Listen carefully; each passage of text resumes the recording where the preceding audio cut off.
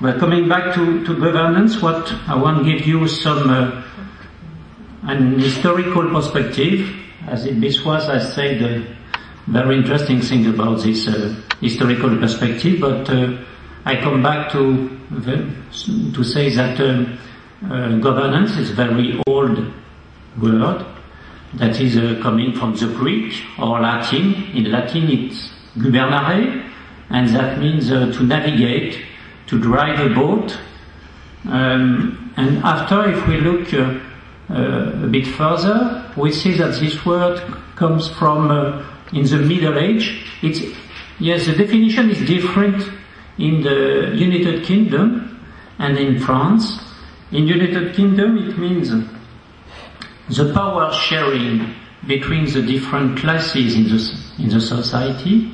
And in France, the meaning is a bit different because it says that it is a government, it's a way to govern, and to govern, we say that, I can't translate it in English, and we say gouvernement éclairé. I don't know if the right translation is enlightened government in English. I'm sorry for that.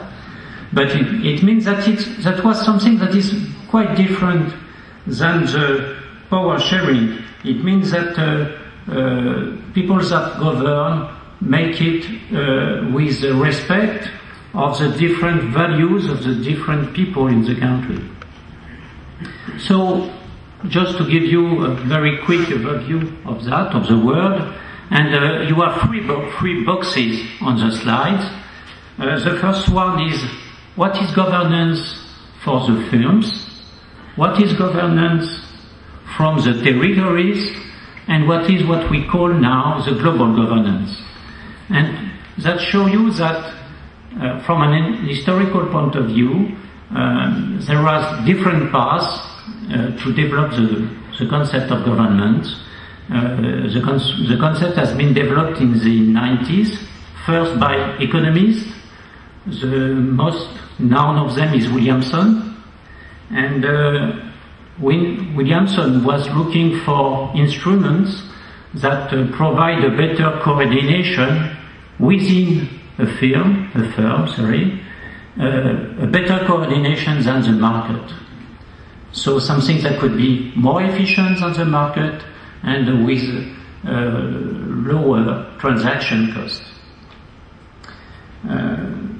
In the second box, we speak about the territorial governance.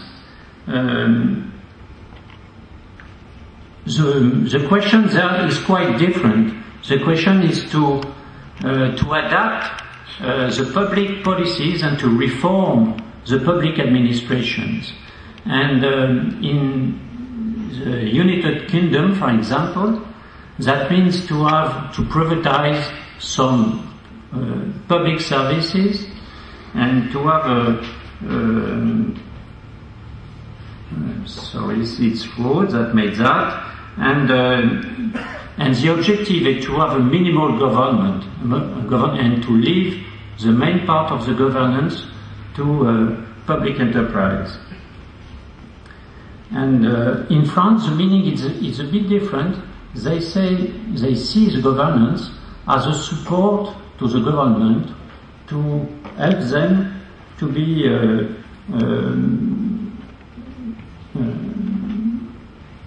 something that is going to better coordinate and to have some I don't know the term in English, an animation and between the different bodies in the society.